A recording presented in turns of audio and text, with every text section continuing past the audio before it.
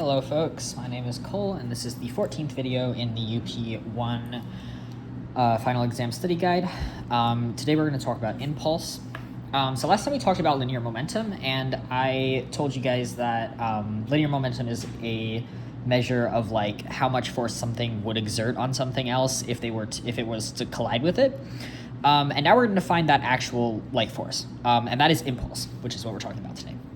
So impulse is denoted with a capital J, and it is a vector as well. And the simple definition of impulse is delta P. It's the change in momentum. Okay.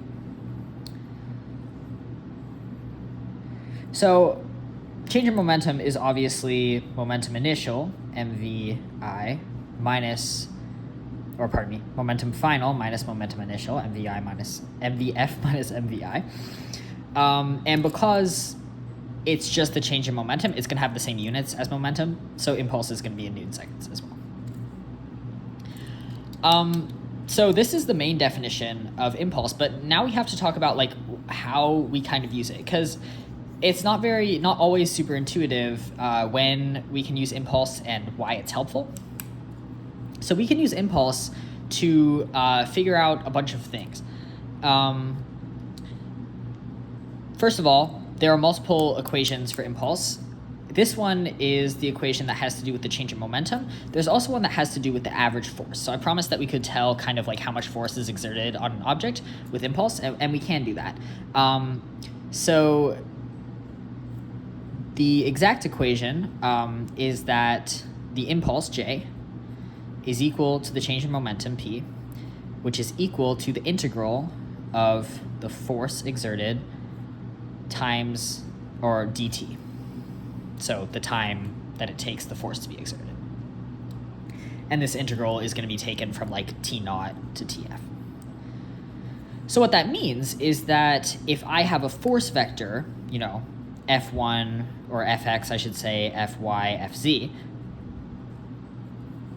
and that force vector acts for 3 seconds, I can find the impulse by doing the integral from 0 to 3 of Fx dt plus the integral from, or not plus, this is going to be I hat because it's a vector. It's always a vector.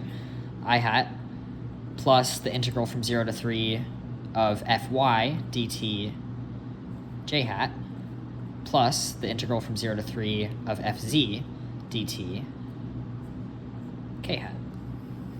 Okay, and this is really helpful because once I have the impulse, this is still equal to the change in momentum. Okay, so if I can find the impulse and I know the initial speed, I can find the final speed of an object. The other definition of impulse, this is the general definition, which I'll box here. But what if we want like just the average force exerted on an object? Well, that equation actually exists too. That's a very easy equation. And that one is that the impulse is equal to the average force exerted, F average, times the time that it takes the force to be exerted. Okay. So on your equation sheet, you can see these are written right here. We have impulse, J equals delta P, which is MVF minus MVI. And for time-dependent forces, we have the integral of F dt.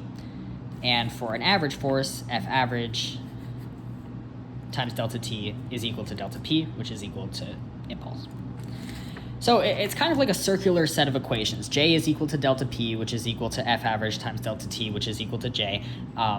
And you can kind of relate them all, which is very helpful because it means that depending on what you're given in the problem, you can choose what to solve for.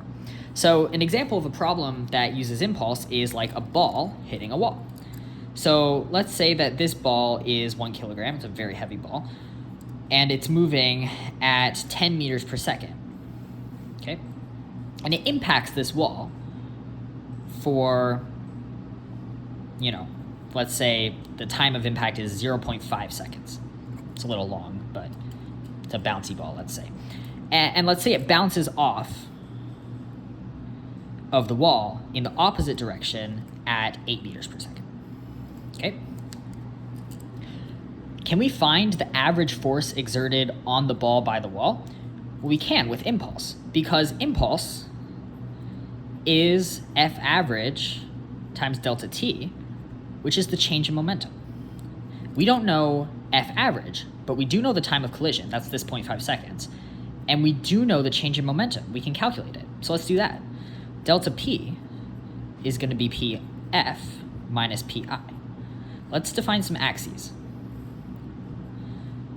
I'm going to call the right direction positive x and the up direction positive y. So P final is going to be 1 kilogram times negative 8 meters per second, because it's going opposite my positive x-axis, negative 8 meters per second. Okay, Pi is going to be 1 kilogram again, times, this time, positive 10 meters per second. So my delta P is going to be negative 8 newton seconds minus 10 newton seconds, or negative 18 newton seconds. That's my delta P. Now, does it make sense that my delta P is negative? Well, it does, because I start out with a positive momentum, right? Because P equals mv, where P is in the same direction as v. So if my v starts out positive, then my momentum also starts out positive. But then I end with a negative velocity. So I must have changed enough to go from this high positive momentum to this high negative momentum. So my change in momentum must be very negative, that negative 18 newton seconds. So now we can find the average force exerted by just plugging it in to this equation, right? We know delta P, it's negative 18 newton seconds. That's delta P. And that's equal to the average force times 0.5 seconds, that time of collision. Okay? So F average is simply 18 newton seconds, negative 18 newton seconds divided by 0.5, which is negative 36 newtons. Okay? And that's the average force exerted on the ball by the wall. And the force is negative too, because force is also a vector. So if we start going in the positive direction, it's only a negative force could possibly make us start moving in the negative direction. The next thing that I want to talk about is isolating parts of a system. So in the next video, we're going to start talking about conservation of momentum. And when we talk about conservation of momentum, we're going to do something where we're going to take a system of multiple objects moving towards each other, and we're going to say that the momentum of this system does not change, right? This system's momentum does not change. So a lot of people get confused because we talk about impulse and momentum kind of consecutively, like at the same time. And you've got, on the one hand, people saying that linear momentum is conserved and it never changes. And then on the other hand, you have someone saying that this value, this impulse, is equal to the change in momentum. So what's different? What's the distinguishing factor here? Well, the distinguishing factor is how we define our system, right? Linear momentum is conserved in a closed system. What's a closed system? Well, it's kind of just whatever we define it to be. If I want these two balls to be my closed system, when they collide with each other, they are the ones doing all of the work. They're the only things that are making any energy when they collide with each other. So there's no external force on the system of these two balls, right? And if there's no external force, there's no like ball coming in from the outside hitting on them. This is not happening. Hitting them. This is not happening. If there's no external force, then linear momentum is conserved, and we can use conservation of momentum. But what if I called my system just this ball? Okay, that's my new system, just the ball on the left-hand side. Well, now when they collide with each other, that is an external force, because this ball right here on the right-hand side is not part of my system. So when it comes and contacts the ball on the left-hand side, that's an external force. So now linear momentum is not conserved, and we can isolate this ball and find its change in momentum. That's when we're going to use impulse, and we can find the force by the ball on the right-hand side, on the ball on the left-hand side. All right, so that's a little foreshadowing of what we're going to do next time, which is linear momentum. So get excited for that, and I hope this cleared things up.